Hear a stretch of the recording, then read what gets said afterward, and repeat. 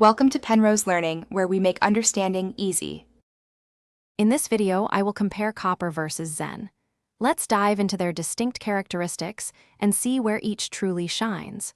We'll examine copper's tangible properties and Zen's conceptual design principles.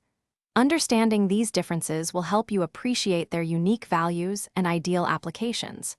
Get ready to explore two very different, yet equally impactful, approaches.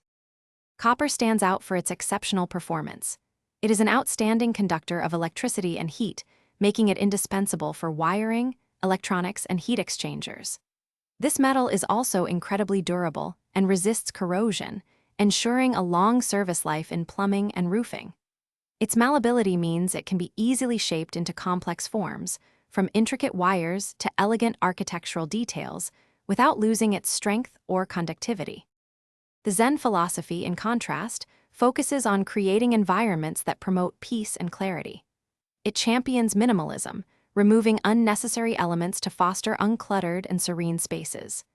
This approach also emphasizes harmony with nature, integrating natural materials like wood and stone and maximizing natural light. Ultimately, Zen design aims to enhance creativity, reduce stress, and cultivate mindfulness, offering a tranquil and focused experience. So, when should you choose copper versus Zen? Copper is the clear choice for applications demanding high electrical or thermal performance, durability, and a classic aesthetic, such as in infrastructure or advanced electronics. Zen, on the other hand, is perfect for designing spaces or products where simplicity, user experience, and a sense of calm are paramount. Both offer distinct benefits, serving different needs effectively. And speaking of efficiency, if you're looking to streamline your meal prep, check out the leak-proof containers linked in the description, along with other great deals.